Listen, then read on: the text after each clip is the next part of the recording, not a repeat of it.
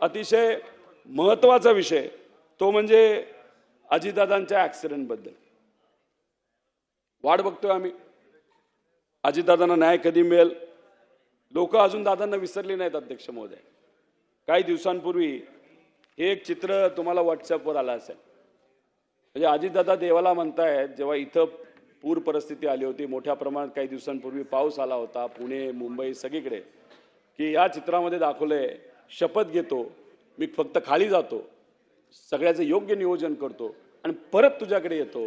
हे चित्र अध्यक्ष महोदय बघितल्यानंतर आपल्याला काय वाटतं की दादा हे काम करणारे नेते होते, दिलेला शब्द पाळणारे नेते होते, सगळ्यांचे मित्र असणारे नेते होते।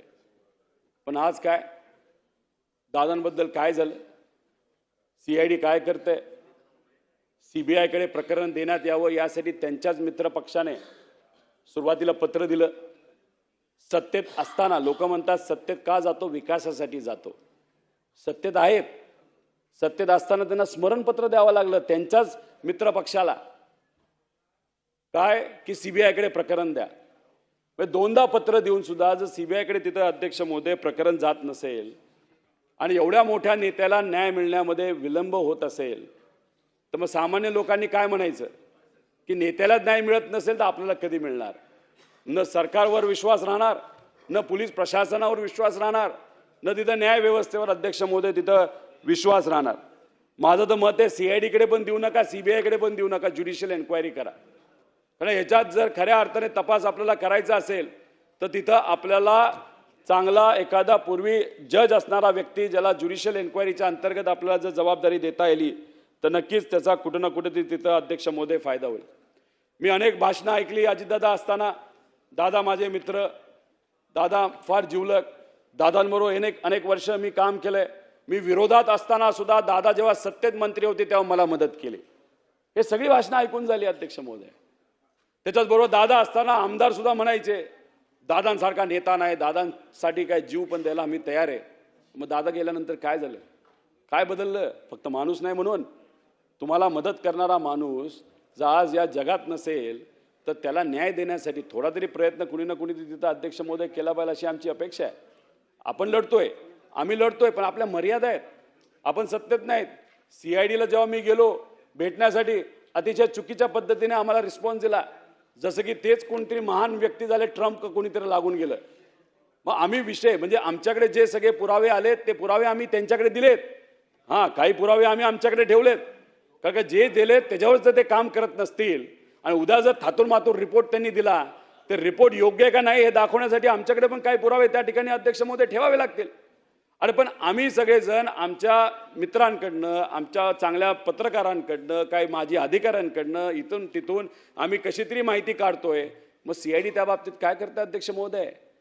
म्हणजे तुम्ही दादांचं प्रकरण सीआयडीला दिलं आणि काही महिन्यांपूर्वी मुंबईमध्ये पुण्यामध्ये अवैध दारू विक्री चालू होती, ते शोधण्याचं प्रकरण पण सीआयडीकडे दिलं।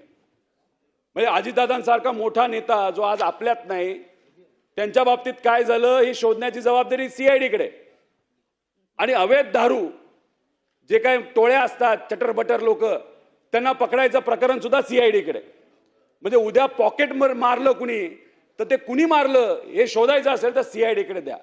म्हणजे ज्या केसेस तुम्हाला पॅक करून कपाटात टाकायच्यात त्या सगळ्या तुम्ही सीआयडीला देणार आहात। अहो, काही दिवसांपूर्वी लॉक घेऊन गेलो, त्यानंतर ते पळायला लागले।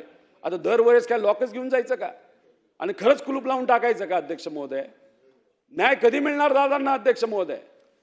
25 मार्च 2026 ला अंतिम आठवडा प्रस्तावावर उत्तर देत असताना मी तो प्रस्ताव मांडला।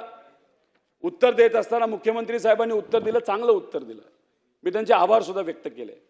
ते उत्तरामध्ये काही मुद्दे आपण जर बघितले असेल, अजितदादांची माझ्यासोबत जेवढी मैत्री होती तेवढी दुसऱ्या कोणासोबत नसेल असे सीएम साहेबांनी सांगितलं अध्यक्ष महोदय। मनात शंका ठेवू नका, आकाश पाताळ एक करू, पण कोणाचाही बाप असला तरी त्याला खोदून काढू। सहन नाही करणार, आम्ही काय झालं तरी त्या व्यक्तीला शोधून काढला। हे सगळे वक्तव्य ऐकल्यानंतर आणि अजितदादांचे मित्र असल्यामुळे आणि एक फार प्रभावशाली नेते असल्यामुळे ज्यांची ताकद महाराष्ट्रात आहे आणि दिल्लीत पण आहे आणि कदाचित उद्या यांच्याच सरकारच्या काळामध्ये जर संधी दिली तर फार मोठ्या पदाला ते दिल्लीत जाऊ शकतात. आणि अशा मोठ्या नेत्यांवर आम्ही विश्वास ठेवला. विश्वास ठेवून किती महिने गेले अध्यक्ष महोदय? 2, 2.5, 3 महिने ह्याच्यात निघून गेले. काय झालं? ते म्हणले होते आठवड्याभरात अमित शाह साहेबांना आम्ही भेटणार आहोत आणि त्यांना सीबीआयच्या या प्रकरणाबद्दल आम्ही चर्चा करू. चर्चा झाली का अध्यक्ष महोदय? आम्ही तळमळीने मुद्दा मांडत होतो. एखाद्या वेळेस फोन केला असता, आम्हाला बोलून घेतलं असतं, रोहित तू आणि काही आमदारांनी हे मुद्दे मांडलेत, दादांच्या बाबतीत महत्त्वाचे आहेत, चल आपण चर्चा करू, मी भेटून आलो. अरे काहीतरी संवाद साधा. इथं आम्ही राजकारण करत नाहीये, जे काय गोष्टीत आम्ही मांडत चाललेलो आहे. आणि ह्या बाबतीत सुद्धा जर आमच्याकडे बघत असताना अशा दृष्टिकोनातून बघितलं जात असेल, आम्हाला विश्वासच घेतलं जात नसेल अध्यक्ष महोदय, हे योग्य नाही. आम्ही कर्नाटकात जाऊन 0 FIR केला, 0 FIR करून इथं आणला. आणून असं आम्हाला वाटलं की तो एक्सेप्ट केला जाईल. तो एक्सेप्ट न करता फक्त CIDला पाठवला आणि CIDला पाठवल्यानंतर ते म्हणतात तपास आम्ही याच्यावर करणार नाही, आम्ही शहानिशा करू. म्हणजे काय? हे बघा अध्यक्ष महोदय, जर आज कुणीही एखाद्या महत्त्वाच्या पदावर असता आणि महत्त्वाच्या पदावर असताना मित्राचं जर हे दुर्दैवी अशी घटना घडली असती आणि त्यांच्याच परिवारातला एक व्यक्ती माझ्यासारखा नाही तर त्यांचा जवळचा आमदार नाही तर मित्र जर इथं मुद्दे मांडत असेल तर त्यांनी आम्हाला बोलून घेऊन सुरुवातीला पहिल्या दिवशी FIR करायची आहे का? करून टाकली. कोणाकडे दिला? CIDकडे द्यायचं आहे का CBIकडे द्यायचं आहे? टाकून दिलं. चला काय चर्चा झाली ह्याच्यात फॉलोअप व्हायला पाहिजे होतं ना अध्यक्ष महोदय. FIR नाही झाली, CIDकडे दिलं, CID गप बसले, गार बसले. CBIकडे अजूनपर्यंत प्रस्ताव अध्यक्ष महोदय तिथं गेला नाही. मग शंका येतात ना मनामध्ये की का कुणी काय कारवाई करत नाही, त्याच्या मागे खरंच काय आहे का? कारण मला शंका आहे, मी 100% म्हणू शकणार नाही असंच झालंय. अरे शंका असल्यामुळे शंकेचं निरसन होणं महत्त्वाचं आहे. पण दुर्दैवाने आत्तापर्यंत अध्यक्ष महोदय तिथं कुठेही आमच्या शंकेचं निरसन झालं नाही. त्या तपासामध्ये कुठेही गेलं नाही. AIB तर झोपलंच आहे. 3-4 वर्षापूर्वी ॲक्सिडेंट झाले त्याचे रिपोर्ट आत्तापर्यंत आले नाही. CIDकडे गेलो तर CID म्हणतं थांबा, AIBचा रिपोर्ट येऊ द्या. का 3 वर्ष थांबायचं? आम्ही एवढे काय दूधखोळे आहोत का? अध्यक्ष महोदय हे खरंच योग्य नाही. आणि अधिवेशनामध्ये हा परत मुद्दा मी घेणार नाही. नेत्यांसमोर मांडला, TV समोर मांडला, पण अध्यक्ष महोदय अजूनपर्यंत त्याला योग्य असं उत्तर या सरकारकडनं तिथं मिळालेलं नाही.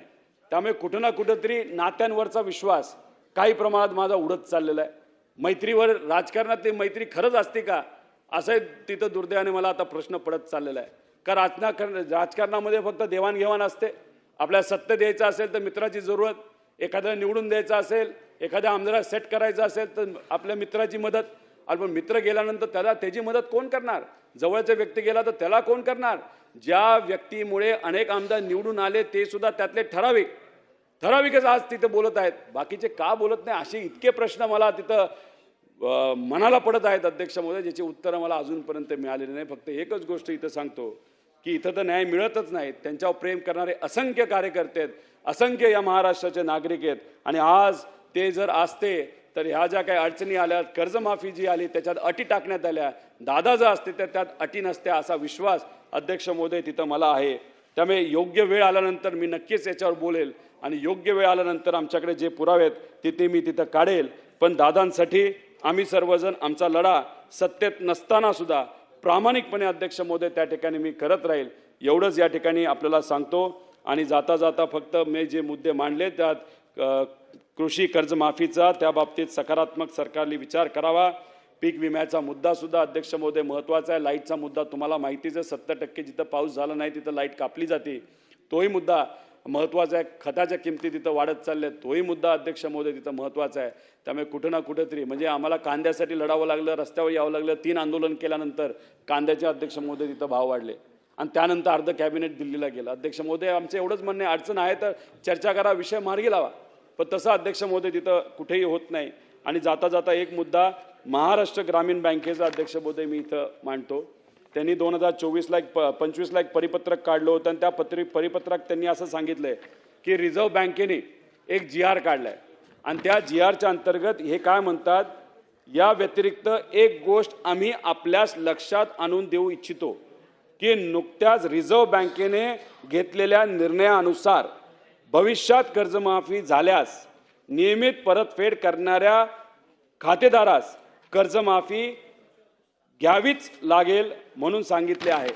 म्हणजे याचा अर्थ असा निघतो की RBI सांगते की कर्जमाफी जेव्हा होईल, तुम्ही नियमित आहात, तर जर 2 लाखाची कर्जमाफी झाली तर तुम्हाला सुद्धा 2 लाखाची कर्जमाफी मिळणार, असं एक परिपत्रक या महाराष्ट्र ग्रामीण बँकेने काढले. तुम्हालाही माहिती आहे अध्यक्ष महोदय, तुम्ही हे धाराशिवचे आहात, त्या भागामध्ये ही बँक आहे, म्हणजे मराठवाड्यात आहे. म्हणजे ह्याच्यात 70 म्हणजे 2.5 ते 3 लाख शेतकऱ्याला हा फटका बसणार आहे. बऱ्याच लोकांनी ह्याच्यावर विश्वास ठेवून पैसे भरले इकडनं तिकडनं घेऊन, आणि आता त्यांना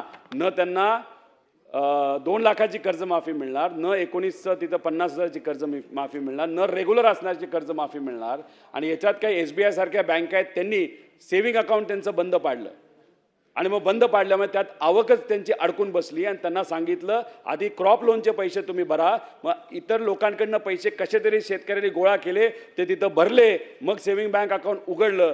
ते कधी झालं तर 2024-25 मध्ये झालं. आता त्या शेतकऱ्यांना सुद्धा रेग्युलर कर्जमाफी सुद्धा मिळणार नाही, आणि तिथं जी सरसकट कर्जमाफी आहे ती सुद्धा दुर्दैवाने तिथे मिळणार नाही. त्यामुळे या संपूर्ण विषयाकडे सरकारचं मला लक्ष वेधायचं होतं. त्यामुळे ही कर्जमाफी नसून ही कर्ज वसुली आहे, असं आमचं त्याच्यामध्ये त्या ठिकाणी मत आहे. आणि आमच्या शेतकऱ्याच्या नैतिकतेवर तुम्ही येताय, हे याचा निषेध त्या ठिकाणी मी करतो, आणि माझं लांबलेलं भाषण या ठिकाणी मी थांबवतो. जय हिंद, जय महाराष्ट्र.